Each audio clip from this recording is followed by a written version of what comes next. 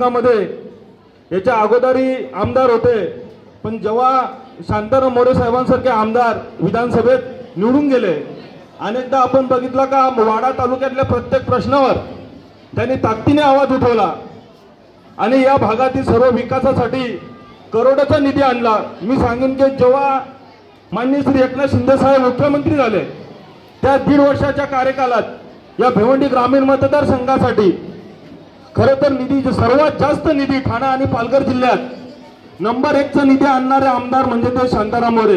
290 करोडचा निधी या मतदारसंघात त्यांनी आणला आणि ते निधी नुसता आणला नाही तर प्रत्येक तालुक्यात प्रत्येक ग्रामपंचायत हद्दीत योग्य पद्धतीने त्याचे काम कसे केले पाहिजे प्रत्येक ग्रामपंचायत हद्दीत त्यांनी विकास कामे करून दाखवली।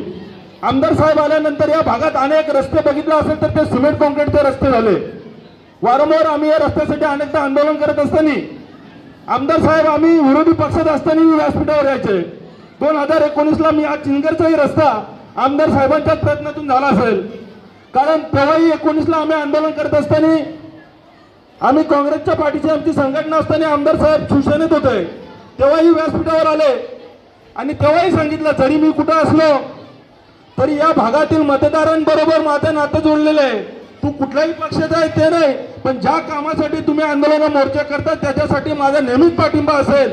वेळ पडली तर मला पक्षाने पण माझी या भागातील लोकांशी माझे नाळ जोडलेले आहे, त्याच्यामुळे त्यांचा प्रश्न सोडवण्यासाठी मी सातत्याने या तालुक्यात या मतदारसंघातील प्रत्येक मतदाराचा मी प्रयत्न करेन असे नेहमी ते सांगत असतात। आज बघितलं असेल तर 1000 छत्र्यांचं वाटप इथं या शाळेतील विद्यार्थ्यांना होणार आहे। या शाळेचे येणारे विद्यार्थी आहेत खरं तर हे सर्व पंचकृषीतील साहेबांच्या मतदारसंघातील सर्व विद्यार्थी आहेत। आज आपणही प्रत्येक विद्यार्थी घरी जाऊन सांगाल का ही छत्री कोणी दिली, तर या भिवंडी ग्रामीणचे कार्यसम्राट आमदार शांताराम मोरे साहेब यांनी आम्हाला या पावसापासून संरक्षण होण्यासाठी छत्रीचं वाटप करून आणि रोजच सर्व विद्यार्थी शाळेत येतील आणि ह्या कारण आमदार साहेबांना माहिती आहे पुढचा देश घडवण्यासाठी महाराष्ट्र घडवण्यासाठी गरज कोणाची तर तुमच्यासारख्या विद्यार्थ्यांची आहे। म्हणून विद्यार्थी फक्त 10-15 मिनिटं तुम्ही शांत राहा। हा छत्री वाटपाचा कार्यक्रम तुमच्यासाठीच आहे।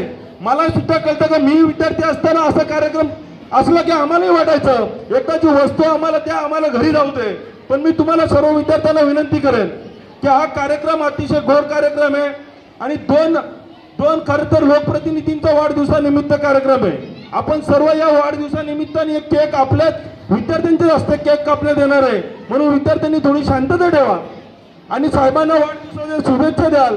आणि पुढेही साहेब आपल्याकडून अपेक्षा ठेवतो की आपण या भागात असंच लक्ष देत राहाल आणि आमच्या या भागातील सर्व मतदार आमच्यासारखी स्वाभिमानी संघटनाही तुमच्या पाठीशी राहून पुन्हा एकदा आपल्याला विधानसभेत पाठवेल निश्चितपणे एवढं सांगतो। धन्यवाद। जय हिंद, जय महाराष्ट्र।